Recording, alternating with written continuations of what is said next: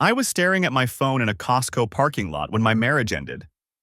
Not a gradual decline, not a slow realization. One moment I was a happily married man grabbing rotisserie chickens for dinner, and the next I was looking at a screenshot that turned my stomach inside out. The message came from a number I didn't recognize. Thought you should know what your wife does when you're traveling. Attached was a photo of text messages. Emily's name at the top. The conversation below made my hands shake so badly I nearly dropped my phone. Can't wait for Thursday. Ryan's in Dallas again. Same hotel as last time? Yeah, the Marriott off exit 47. I'll bring the wine you like. You're so bad, Em. What if he finds out? He won't. He's clueless. Too busy chasing that promotion to notice anything. I sat there in my truck, engine running, watching a family load groceries into their minivan. A normal Tuesday afternoon. Except nothing was normal anymore. My first instinct was denial. Had to be fake. Someone playing a sick joke. But that was Emily's number. I'd been calling it for 6 years, married for 4 of them. I checked my calendar. Today was Tuesday. I had a flight to Dallas on Thursday morning. 3-day conference on commercial real estate development. I'd been making these trips twice a month for the past year. The Marriott off exit 47. I knew exactly which one. I'd stayed there 4 times. My phone buzzed again. Same unknown number. There's more. She's been doing this for 8 months. Check her iPad if you don't believe me. She doesn't know it syncs to her phone. 8 months.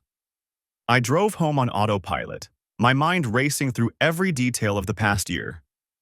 The new gym membership Emily had gotten in February. The girls' nights that became more frequent. The way she'd started doing her hair differently. I'd thought she was just feeling good about herself, proud even. My wife was taking care of herself. What an idiot I'd been. Our house looked the same as when I'd left it that morning. 2-story colonial in a quiet suburb of Columbus, Ohio. Emily's Lexus in the driveway, the one I'd surprised her with for her 30th birthday last year. White shutters I'd painted myself. Garden she'd planted with her mother. I found her in the kitchen, laptop open, working from home like she did every Tuesday. She looked up and smiled. That same smile I'd fallen in love with in college. You're back early. Did you get the chicken? I'd left the groceries in the truck. Forgot my wallet, I lied. Left it in the office, heading back out. She barely looked up, already refocused on her screen. Okay, babe, love you. Yeah, love you too. The words tasted like ash. I went upstairs to our bedroom. Emily's iPad was on her nightstand, plugged in and charging. She used it mainly for recipes and online shopping. We didn't have passwords between us, another thing I'd been proud of. Total transparency in our marriage. I picked it up. My hands were steadier now, running on something colder than panic. Messages app. I scrolled past conversations with her mom, her sister, her work friends. Then I found it. A thread with someone named Jess from yoga. Except I knew all of Emily's yoga friends. There was no Jess. I opened the thread. The messages went back to January. 8 months, just like the anonymous tip said. At first, they were cautious, flirty, but deniable. By March, they'd crossed every line, making plans, sharing details about their encounters, laughing about their respective spouses. Does Ryan suspect anything? Not even close. He thinks I'm getting healthier, more energetic. Ironic, right? What about when he's home?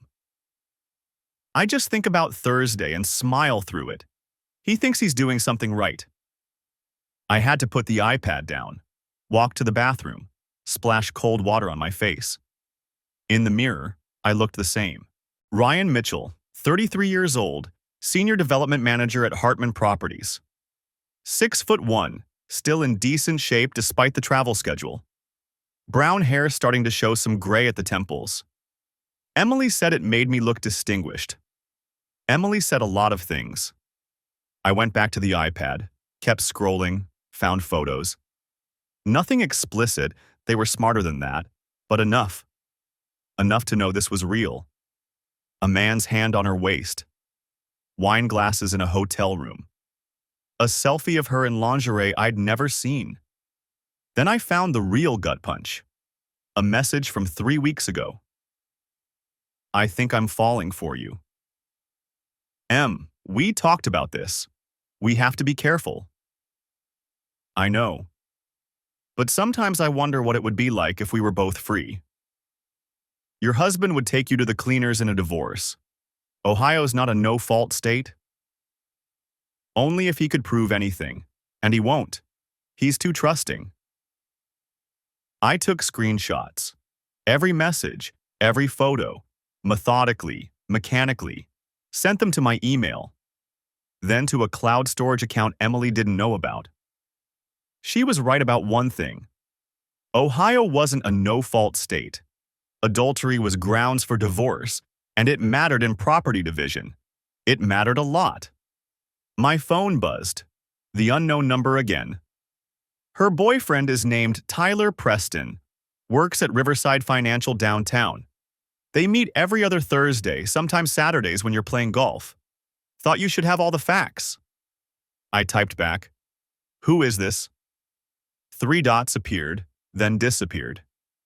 Then, "Someone who knows what it's like to be betrayed. Good luck." I sat on our bed, the bed I'd shared with Emily for 4 years, and made a decision. I wasn't going to confront her. Not yet. Not until I had everything lined up perfectly. Emily wanted to play games? Fine. But she'd forgotten something important about me. I didn't lose. The iPad sat on my truck's passenger seat like a loaded weapon. I'd spent 2 hours in that Costco parking lot, scrolling through months of messages between my wife and Tyler Preston. Every Thursday when I flew to Dallas, they met at the Marriott on Route 33. Sometimes they'd grab dinner first. Sometimes they'd just text me the room number and a winky face. The casual cruelty was what got me, not just the cheating, the mockery. "He's probably boarding right now," Emily had written 3 weeks ago. "Won't even check his phone until he lands. We have all night." "Your husband's kind of clueless, isn't he?" Tyler had replied. "Completely. It's almost too easy." I'd read that exchange 4 times before my hand stopped shaking enough to screenshot it. Now it was getting dark. The Costco lot had mostly emptied. A few stragglers pushed carts toward their cars, loading groceries while their kids complained about being tired. Normal people doing normal things. I used to be one of them. My phone buzzed. Emily. "Hey babe, what do you want for dinner?" "I was thinking of making that chicken thing you like." I stared at the message. The chicken thing I liked. She'd made it last Thursday night when I got home from Dallas, all smiles and questions about my trip. I'd eaten 2 helpings while she asked about the client presentation, nodding in all the right places. She'd been with Tyler 6 hours earlier. I typed back, "Sounds great. Be home in 20. Then I opened my notes app and started a new document. Date, time, location, screenshots numbered and organized. I'd learned something in 10 years of project management. Documentation was everything. The drive home took 15 minutes. Our house looked exactly the same as it had that morning when I'd kissed Emily goodbye and headed to the office. 2-story colonial, white shutters, the garden she'd spent last summer planting. I'd helped dig the beds. We'd talked about maybe adding a swing set in a few years. What an idiot I'd been. Emily met me at the door with a smile. She was wearing yoga pants and one of my old college t-shirts, her hair pulled back in a ponytail. She looked like every other suburban wife in Columbus, Ohio. "How was your day?" She kissed my cheek. "Long." I set my keys in the bowl by the door. "Yours?" "Pretty quiet. Caught up on some work emails, did a grocery run." She headed toward the kitchen. "Oh, and Jess texted about rescheduling our session tomorrow. Her studio's having some plumbing issues." Jess, the fictional yoga instructor. I wondered how long she'd been using that cover story. That's too bad, I said. I followed her into the kitchen and watched her pull chicken breasts from the fridge. She moved around our kitchen like she owned it, which legally she did. Half of it anyway. Ohio wasn't a no-fault state. That mattered. You seem distracted, Emily said, glancing over her shoulder. Everything okay? Just tired. Thinking about the Dallas trip next week? Something flickered across her face. Interest, maybe. Or anticipation. When do you leave? Tuesday morning. Back Thursday night. Same as always. Okay. She turned back to the chicken, but I caught the small smile. I'll miss you. I sat at the kitchen table and opened my laptop, pulling up work emails I didn't read. Instead, I was thinking about timing. Tuesday to Thursday gave her 3 days. Enough time to make plans with Tyler. Enough time to hang herself. My phone buzzed with a text from an unknown number. How are you holding up?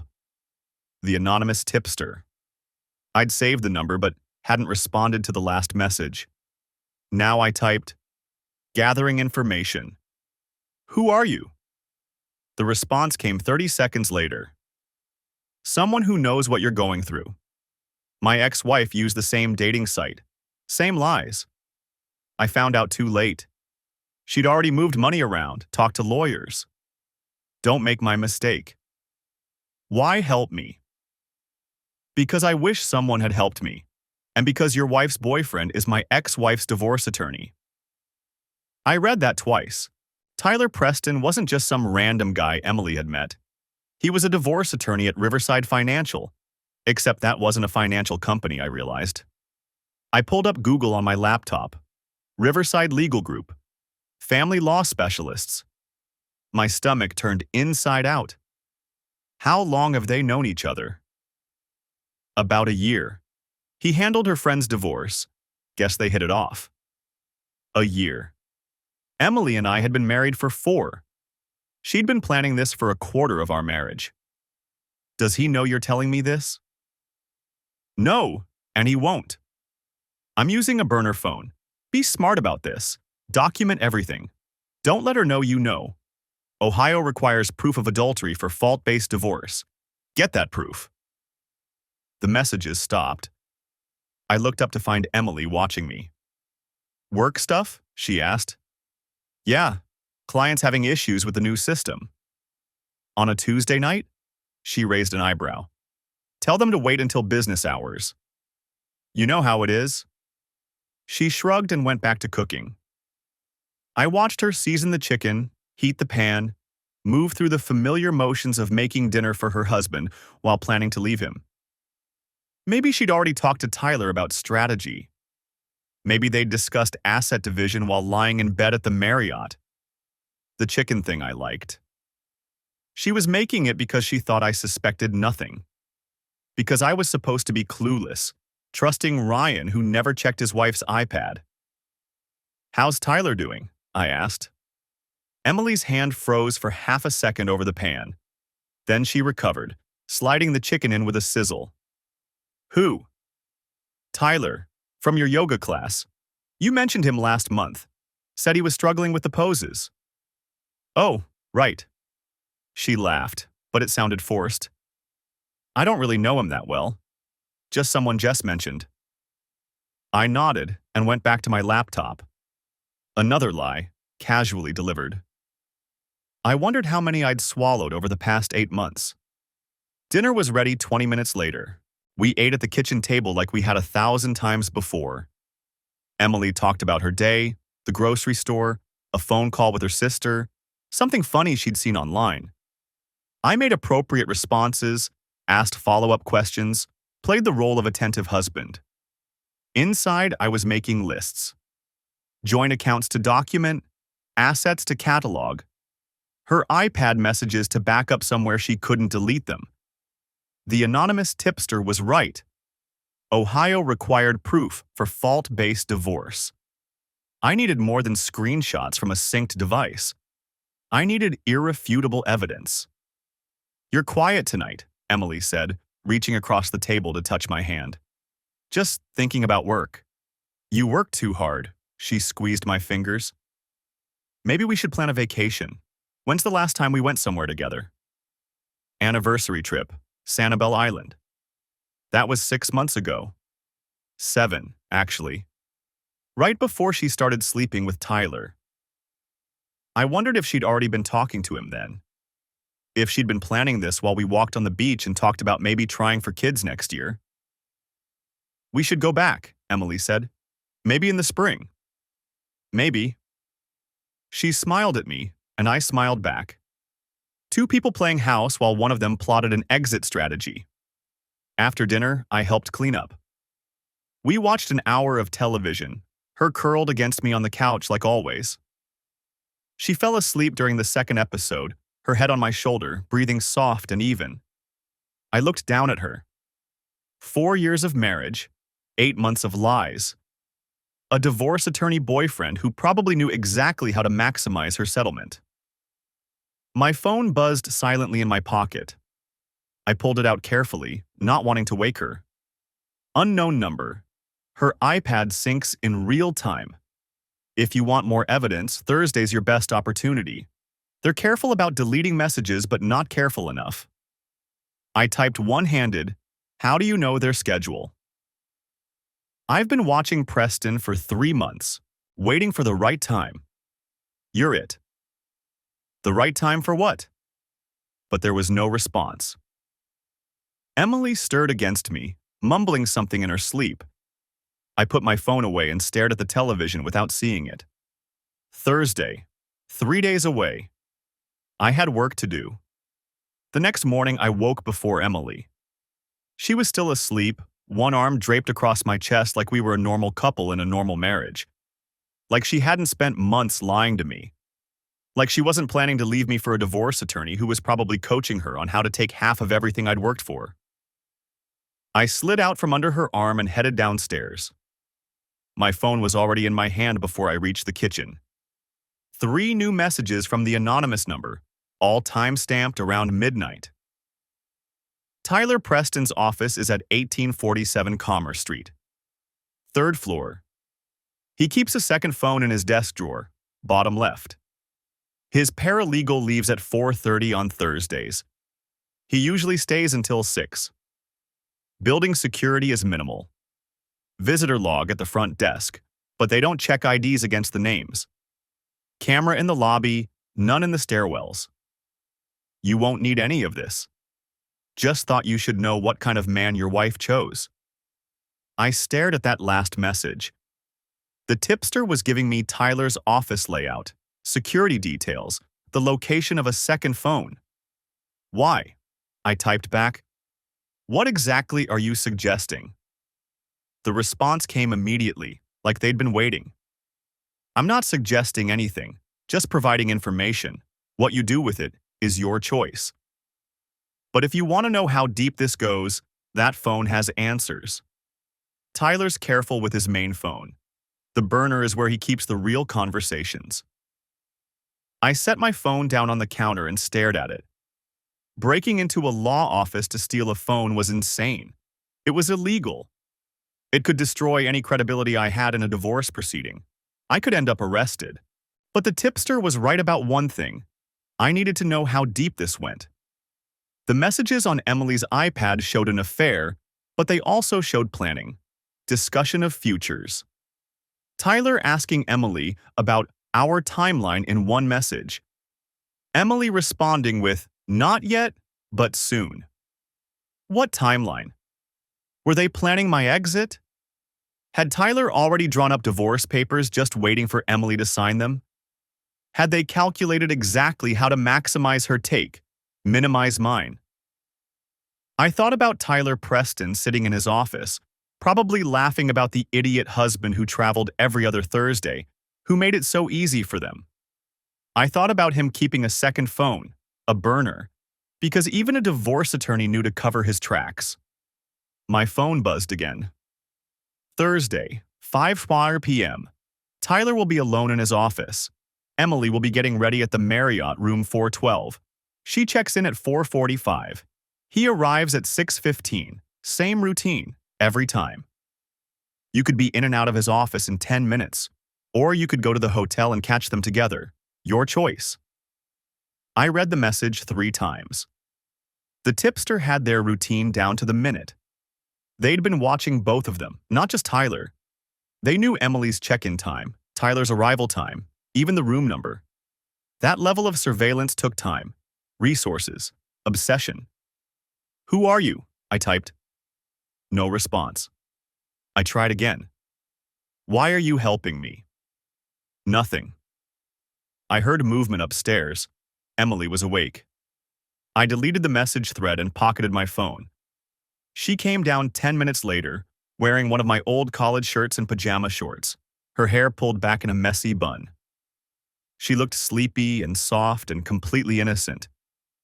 "Morning," she said, kissing my cheek as she passed. "You're up early." "Couldn't sleep." She poured herself coffee, leaning against the counter. "Thinking about the Dallas trip?"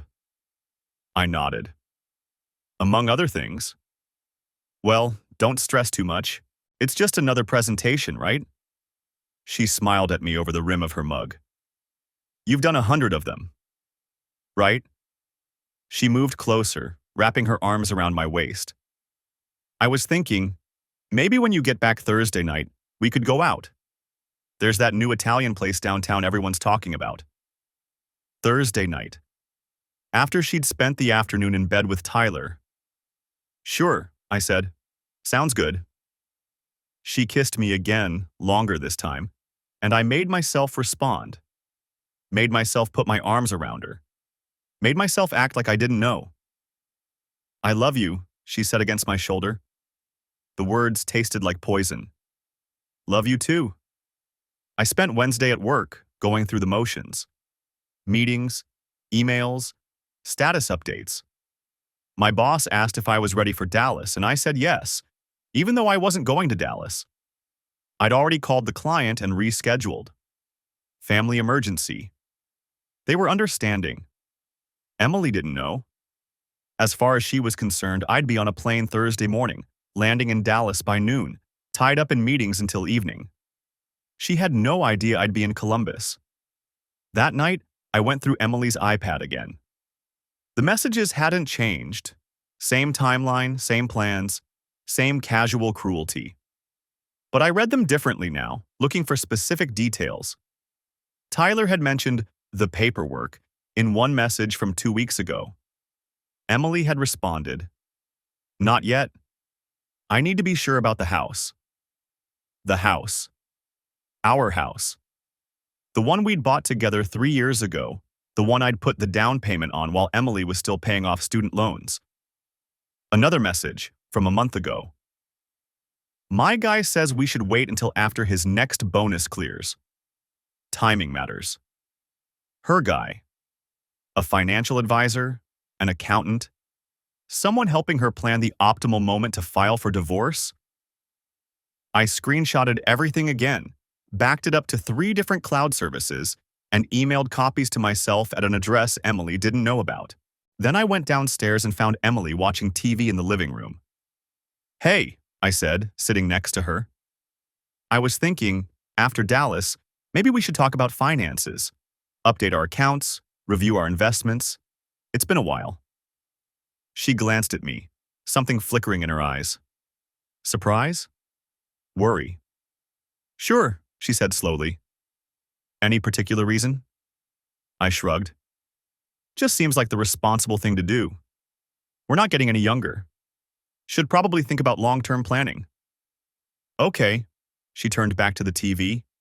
"We can do that." But her hand tightened on the remote, and I knew I'd rattled her. Good. Thursday morning, I left the house at 6, just like always. Kissed Emily goodbye, told her I'd call when I landed, threw my overnight bag in the truck. But instead of heading to the airport, I drove to a coffee shop 3 miles away and parked in the back lot. At 7:15, my phone buzzed. Emily, texting. "Safe flight, babe. Miss you already." I waited 5 minutes, then responded.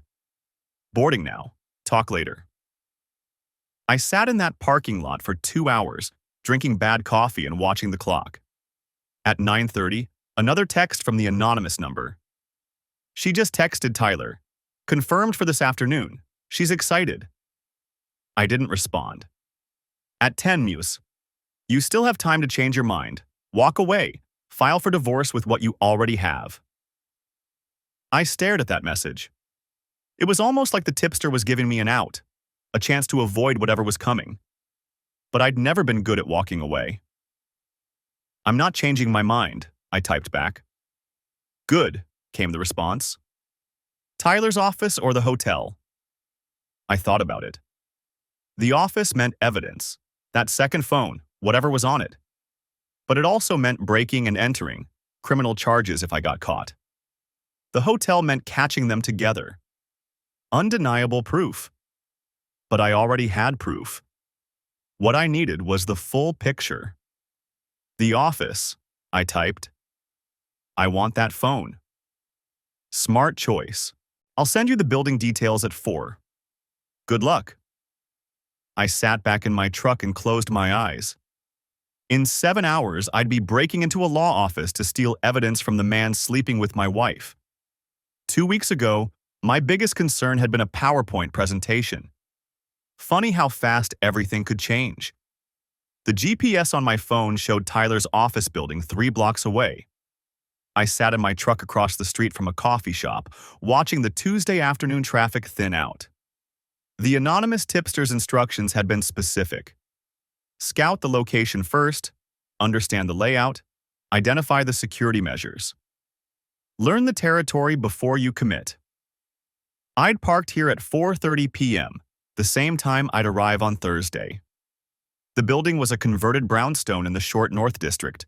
3 stories, brick facade, brass nameplate by the entrance reading Riverside Legal Group in serif font. Professional, expensive, the kind of place that charged $400 an hour to destroy marriages. My phone buzzed.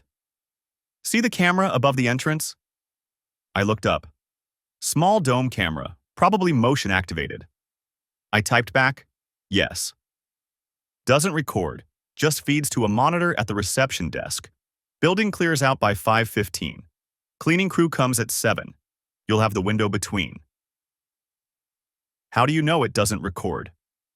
3 dots appeared, disappeared, appeared again. I've been inside. Twice.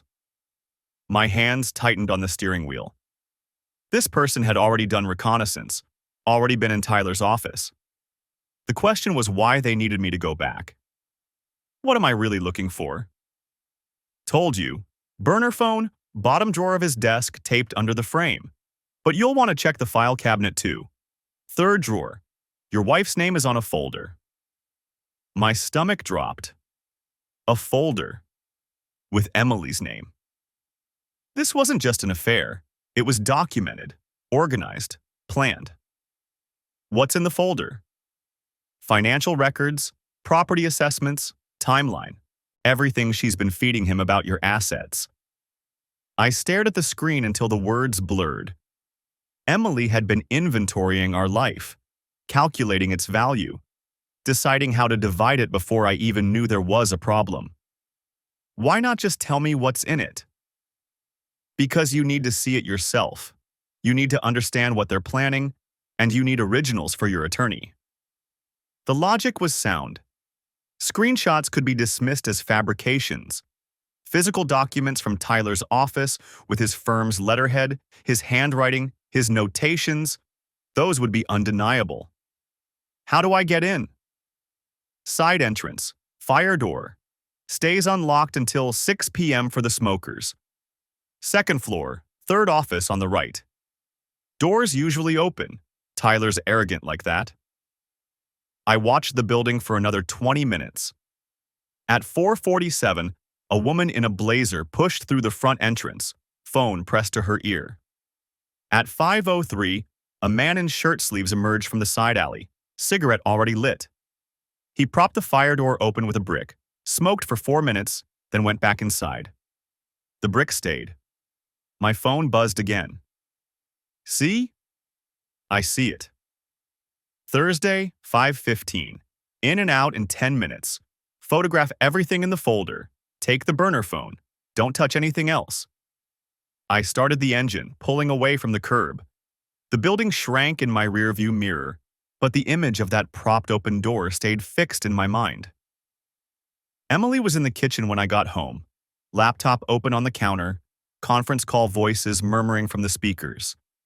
She glanced up, smiled, mouthed, 10 minutes, while pointing at the screen. I nodded, set my keys in the bowl by the door. The same bowl we'd bought together at a craft fair in Yellow Springs. She'd insisted on the hand-thrown ceramic one, said it had character. I wondered if she'd inventoried that too. Wondered what character was worth in a divorce settlement. Sorry about that, she said, closing the laptop. Client call ran long. How was your day? Fine, productive. She moved around the counter, kissed my cheek. Her perfume was the same she'd worn since we started dating. I'd bought her a bottle every Christmas. The scent used to mean home. Now it just made me want to check if she'd worn it to the Marriott. I was thinking pasta for dinner, she said. That lemon chicken thing you like? Sounds good. I watched her pull ingredients from the refrigerator. Chicken breasts, heavy cream, fresh basil from the plant on the windowsill. She moved with easy familiarity, humming something under her breath. 4 years of marriage, and I could predict every gesture. The way she'd tuck her hair behind her ear before chopping garlic. The slight frown when she couldn't find the right pan. Everything normal, everything the same. Except I knew what her messages to Tyler looked like. Knew she'd called me clueless. Knew she was counting down until my bonus cleared. You okay? She asked. You seem distracted. Just thinking about the Dallas trip, trying to decide if I should push some meetings to Friday. Her hand paused on the knife handle. Just for a second. Then she resumed chopping. I thought you said it was all scheduled for Thursday. It is, but there might be some follow-up needed. Oh. She scraped garlic into the pan, added olive oil. Well, whatever works. I've got yoga Thursday anyway. Yoga. With Jess, who didn't exist. Right, I said. How is Jess? Good. She's been working on her inversions. Finally got her headstand. The lie came so easily, so smoothly, like she'd practiced it. Maybe she had. My phone buzzed in my pocket. I pulled it out. Don't tip your hand. Act normal. I typed back under the counter. I am. You're asking about yoga. You never ask about yoga. I looked around the kitchen. No cameras. No way this person could see me. Unless... Who's texting? Emily asked. Work. Dallas Logistics. She nodded, stirring the pan. The garlic sizzled, filling the kitchen with smell that used to make my mouth water. Now everything tasted like cardboard. I excused myself to the bathroom, locked the door, and called the number. It went straight to voicemail.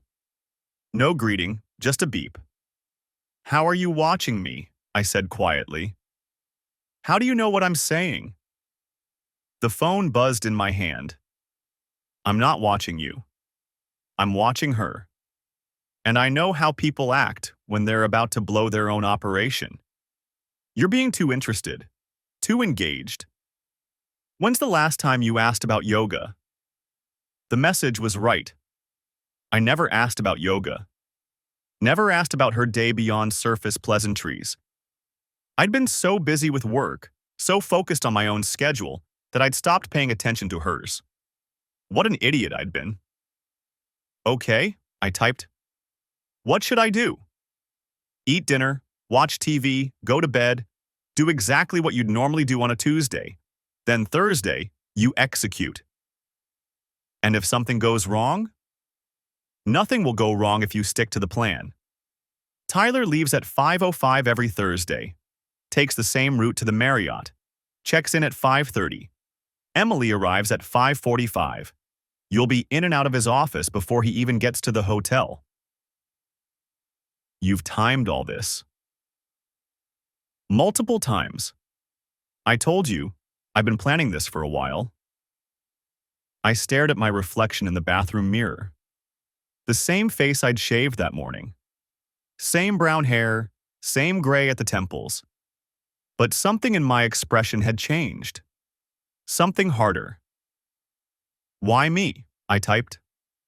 Why not just expose them yourself?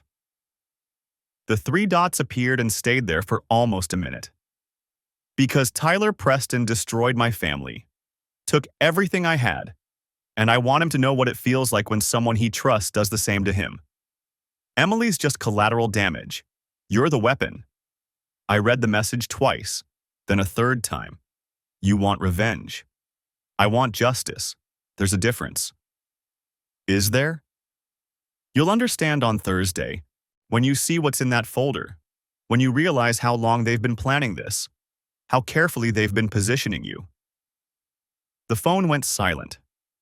I waited, but no more messages came. From the kitchen, Emily called out, "Dinner's ready." I flushed the toilet for effect, washed my hands, and went back out to the table she'd set. 2 plates, 2 wine glasses, candles she'd lit while I was gone. "This looks great," I said. She smiled. The same smile I'd fallen in love with. The same smile she'd given Tyler in those photos. "I thought we could use a nice dinner," she said. "Feels like we've both been so busy lately." I raised my glass. To us. To us. The wine tasted like ash, but I drank it anyway. The office building's parking garage was mostly empty at 5:08 p.m. on Thursday. I'd parked on the 3rd level, away from the cameras the tipster had marked on the diagram. My truck sat between a concrete pillar and a rusted Civic that looked like it hadn't moved in weeks. I pulled out my phone. The burner number showed no new messages since this morning's final text. "Good luck. Destroy everything when you're done." My hands weren't shaking. That surprised me. Tuesday night I'd barely slept, running through every possible scenario, every way this could go wrong. But sitting here now, watching the digital clock tick toward 5:15, I felt nothing. Just cold, mechanical focus. The building diagram was memorized. 3rd floor, east wing, corner office. Tyler Preston's name on the door in brushed steel letters. Security guard made rounds at 5 and 6. Cleaning crew started on the 1st floor at 5:30, worked their way up. 20-minute window, maybe 25 if I was fast. At 5:14, I got out. The stairwell door was unlocked, exactly as promised. My footsteps echoed on concrete as I climbed. 2nd floor. 3rd floor. The door opened onto a carpeted hallway, fluorescent lights humming overhead, law offices lined both sides, Riverside Legal Group in gold lettering on frosted glass doors. Tyler Preston's office was at the end. The door was solid wood, not glass. I tried the handle, locked. My chest tightened. The tipster had said it would be unlocked. That Tyler always left it unlocked when he went to the Marriott. Some superstitious thing about not wanting to fumble with keys when he got back. I checked my phone. 5:16. The hallway stretched empty in both directions. I could hear voices somewhere, muffled through walls. Someone laughed. Normal office sounds, people finishing their day. I tried the handle again. Still locked. Then footsteps. Coming from the main reception area. I walked past Tyler's office, casual, like I belonged here. A woman in a blazer emerged from around the corner, phone pressed to her ear. She glanced at me, nodded politely, kept walking. I nodded back. She disappeared into an office 3 doors down. I stood there, heart hammering now. This was stupid. Breaking into a lawyer's office, I could get arrested, lose everything I was trying to protect. My phone buzzed. Window, fire escape, northeast corner. I stared at the message. How did they? No time. I walked quickly to the end of the hall, turned the corner. A window overlooked the alley behind the building. Old-style sash window with a simple latch. It opened smoothly, cold air rushing in. The fire escape was black iron, bolted to the brick. I climbed through, pulled the window mostly closed behind me. The metal grating rang softly under my feet. Tyler's window was 3 offices down. I moved along the fire escape, past dark windows, past a conference room where 2 people sat at a long table. They didn't look up. Tyler's window. Blinds half closed. I could see a desk, filing cabinets, framed diplomas on the wall. The window was locked. I tried it twice. Didn't budge. My phone buzzed again. Bottom right pane. Loose. Push hard. I examined the window. Old building. Original frames. The bottom right pane had a thin gap where the putty had cracked away. I pushed. The glass shifted, just slightly. I pushed harder. The pane popped inward with a soft crack, pivoting on the remaining putty at the top. Not broken, just displaced. I reached through, found the window lock, twisted it. The window slid up. I was inside Tyler Preston's office. The smell hit me first, leather and coffee and some expensive cologne.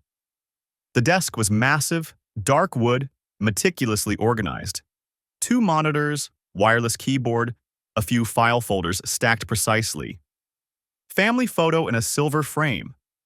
Tyler with a woman and 2 kids, all smiling. Different woman than the one he was meeting at the Marriott. I checked my phone. 5:21. The tipster had said bottom desk drawer, false bottom. I moved around the desk, tried the drawer, locked. Of course it was locked. I looked around, letter opener on the desk. I grabbed it, wedged it into the drawer gap, pried. The lock was cheap, decorative. The drawer popped open on the second try. Files inside. Client folders, alphabetically organized. I flipped through them. Anderson, Beckworth, Jones, no, wait. Davis, Ellis, no Mitchell. I pulled the drawer out farther, felt underneath. The tipster said false bottom. I pressed on the drawer base. Nothing. I ran my fingers along the edges. There. A small gap at the back corner. I worked my fingernail into it, pulled. The false bottom lifted out. Underneath, a burner phone and a manila folder. I grabbed both. The folder was thick, stuffed with papers. I didn't open it. The burner phone was an old flip model, screen dark. My phone buzzed. Security coming.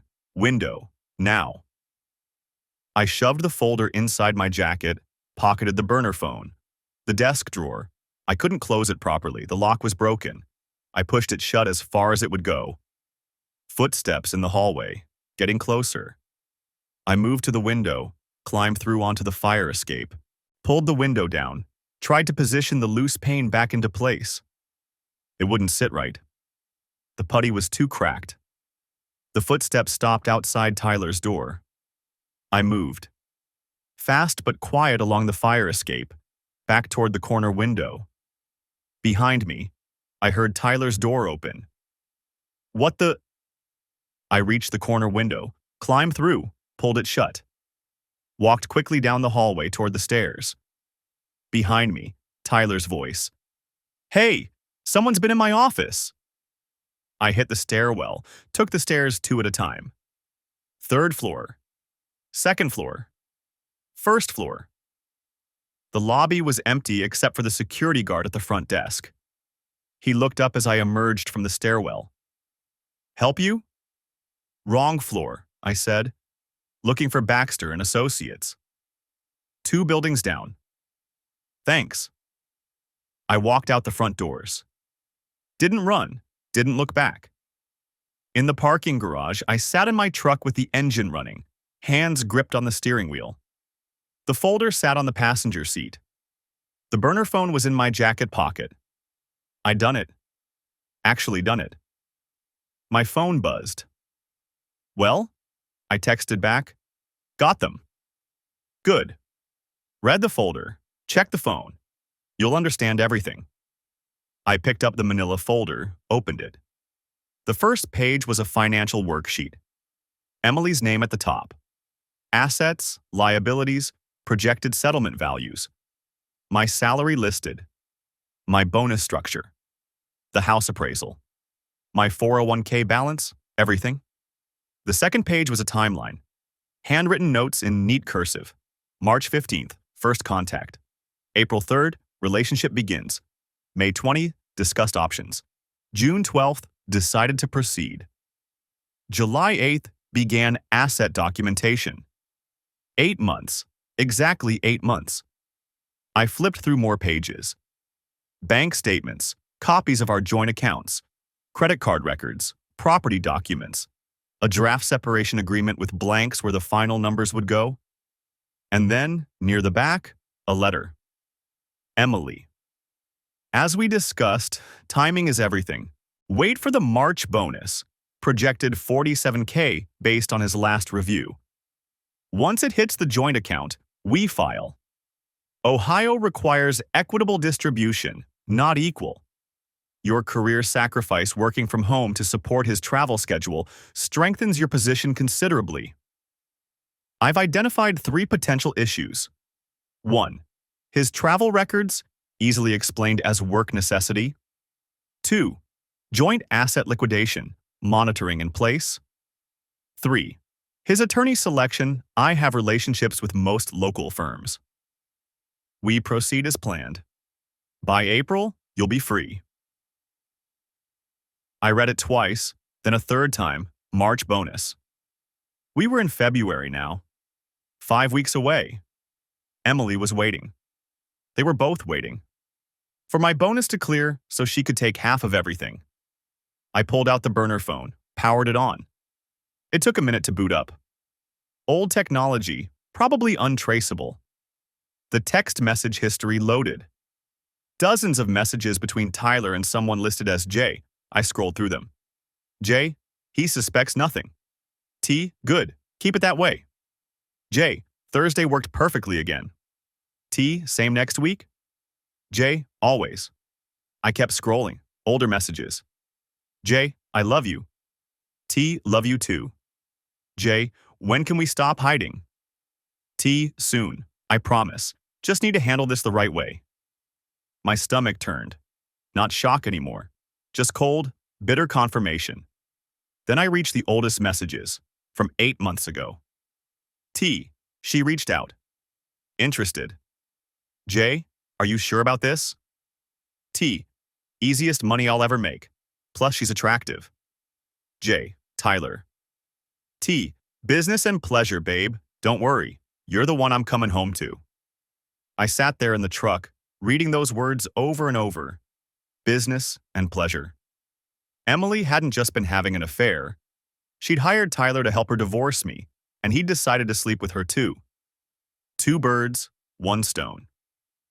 My phone buzzed. The real one. Emily. Hey babe, how's Dallas? Miss you. I looked at the message. At the little heart emoji she'd added. I texted back, miss you too. Home tomorrow night. Can't wait. I put the phone down, picked up the burner, took photos of every message, every page in the folder, uploaded them to 3 different cloud accounts. Then I texted the anonymous number. I need a lawyer, not in Columbus.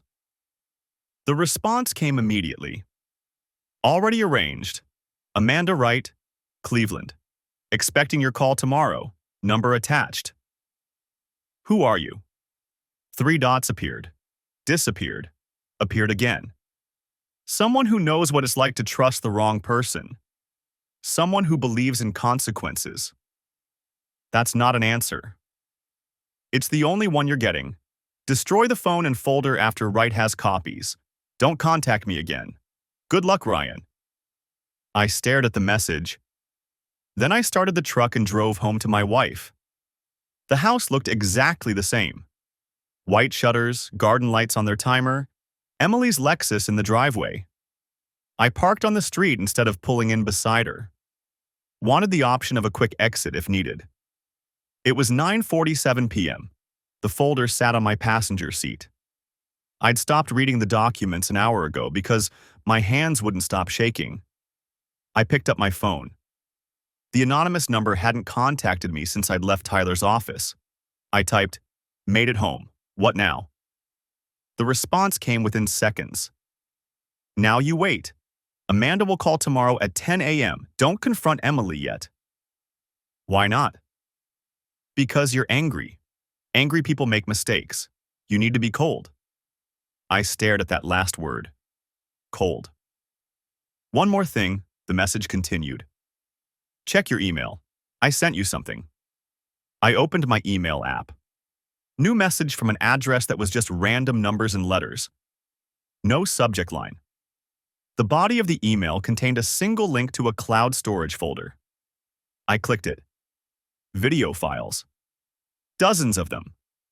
All labeled with dates spanning the last 8 months. I selected one at random. March 28th. The video opened. Security camera footage, high angle, black and white. A hotel hallway. I recognized the Marriott logo on a room service menu someone had left outside a door. Room 412. At 2:47 p.m. according to the timestamp, Emily walked into frame. She was wearing the blue dress I'd complimented that morning before leaving for Cincinnati. She knocked on the door. Tyler opened it. Tall, maybe 6'2", athletic build, dark hair. He smiled at her. She smiled back. They didn't kiss in the hallway. Too careful for that. But the way he touched her lower back as she stepped inside made my stomach turn. I closed the video. Opened another. May 15th. Same hallway, same room, different clothes. Same smile on her face. June 3rd, July 11th. August 22nd. Every Thursday, I'd been traveling. Every single one. The last video was dated 3 days ago. Tuesday. The day before I got the first anonymous message. I sat in my truck watching my house. Emily was probably in the kitchen. She'd texted me 2 hours ago asking when I'd be home from Dallas. I told her my flight was delayed. I'd be late. She'd sent back, "No worries. Love you." The folder on my passenger seat contained evidence that she'd been planning to divorce me since at least June. That she'd been laughing about how stupid I was. That she'd been waiting for my March bonus to clear before pulling the trigger. And she'd signed her text with, "Love you." My phone buzzed. Not the anonymous number. Emily. "Hey babe, you almost home? Made your favorite for dinner. Chicken parmesan." She knew I loved it. I looked at the house again. Saw her silhouette move past the kitchen window. The anonymous number sent another message. "Don't go in angry. You'll tip her off. She's a planner. You saw the documents. She's been 3 steps ahead of you for months. Don't let her stay there." How do I do that? Act normal. Be the clueless husband she thinks you are. Let her believe she's winning. For how long? Until Amanda tells you it's time. Could be days. Could be weeks. Can you do that? I thought about walking into that house, sitting across from Emily at dinner, watching her smile at me while knowing everything I knew. I don't know. Then you've already lost. Tyler and Emily planned this for 8 months. You've had 8 hours. If you confront her now, she'll call Tyler. Tyler will adjust. They'll move faster. You'll end up in divorce court with a good attorney on your side, but they've been preparing. They have their strategy ready. You'll be playing catch-up. Another message, or you can take your time. Build your case. Let them think everything is going according to their plan while you dismantle it piece by piece. You want me to lie to my wife. She's been lying to you for 8 months. She's lying to you right now. That text about making your favorite dinner? That's a lie too. She doesn't love you. She loves your money and the lifestyle you provide while she screws her lawyer every Thursday. I closed my eyes. Breathed. Who are you? Someone who lost because I didn't know what you know now. Someone who walked in angry and confronted them and ended up with nothing while they rode off into the sunset together. Tyler's your ex-wife's attorney. Was. The divorce finalized 6 months ago. So this is revenge. This is justice. There's a difference. I looked at the folder again. At the videos on my phone. At the house where my wife was waiting for me to come home so she could pretend to love me. What did you lose? The response took longer this time. Everything. House, kids, savings. She got full custody. I get them every other weekend. Tyler made sure of it. He's very good at his job. I'm sorry. Don't be sorry. Be smart. Be patient. Be cold. There was that word again. Check the cloud folder again. Bottom of the list. I scrolled down. Found a file labeled, "Read this first, should have sent earlier." It was a PDF. I opened it. A document. Legal letterhead. Riverside Legal Group. A client intake form dated March 12th. Emily's handwriting. Under reason for consultation, she'd written, "Seeking divorce. Husband travels frequently. Want to understand my options and timeline." Under assets to protect, she'd listed our house, my retirement accounts, my stock options, the joint savings. Under concerns, she'd written, "Husband's bonus comes in March. Want to ensure I receive portion. Also concerned about prenup validity." We didn't have a prenup. She'd written that to see what Tyler would say, to see if he'd tell her to lie about it. In the margins, Tyler had written notes in pen. No prenup per initial consult. Bonus is marital property. Ohio is equitable distribution state. Likely 50-50 split of marital assets. Timeline. Recommend waiting until bonus clears, then file.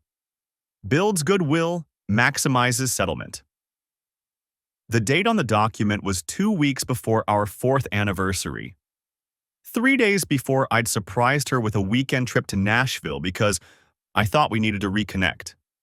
She'd been planning to leave me before I'd even bought the plane tickets. My phone buzzed. Emily again. "Babe, flight land yet?" I typed back, "Just landed, grabbing luggage. Be home in 40. Can't wait to see you." 3 exclamation points. She was good. The anonymous number. You can do this. I know you can. Because the alternative is losing everything like I did. And you're smarter than I was. How do you know? Because you didn't go straight home. You sat in your truck and thought it through. That's more than I did. I started the engine, didn't pull into the driveway yet. Just sat there with the truck running. What's your name? Doesn't matter. It matters to me. A long pause. Then, David. Thank you, David. Don't thank me yet. Thank me when this is over and you still have your house and your money and your dignity. Why did you send me the intake form? Because you needed to see it. You needed to know this wasn't a mistake or a moment of weakness. She planned this, methodically, coldly, the same way you need to plan your response. I pulled up the intake form again. Stared at Emily's handwriting. The casual way she'd listed everything I'd worked for as assets to protect. Not our assets. Hers. I'm going in. Remember, you don't know anything. You're tired from travel. You're happy to see her. You're the same Ryan you were yesterday. I'm not. I know, but she can't know that. Not yet. I pulled into the driveway, parked next to her Lexus, grabbed my laptop bag from the passenger seat, but left the folder hidden under the seat. The front door opened before I reached it. Emily stood in the doorway, smiling. Wearing jeans and my old college sweatshirt, hair pulled back. No makeup. She looked like she always did on weeknight evenings. She looked like my wife. "Hey you," she said. "How was Dallas?" I kissed her cheek, smelled her shampoo, felt her arms wrap around me. "Long," I said. "Glad to be home." "I bet. Come on, dinner's ready. I kept it warm." She took my hand, led me inside. I followed her to the kitchen where 2 plates sat on the counter. Chicken parmesan, garlic bread, salad. You didn't have to go to all this trouble, I said. It's not trouble. I missed you. She smiled at me. Same smile I'd seen in those videos. Same smile she'd given Tyler before walking into room 412. I smiled back. Missed you too. 3 months later, I stood in a conference room in Cleveland, watching Emily's attorney, her new attorney, not Tyler, realize his client had nothing left to negotiate with. These documents are... He shuffled through the stack Amanda had presented.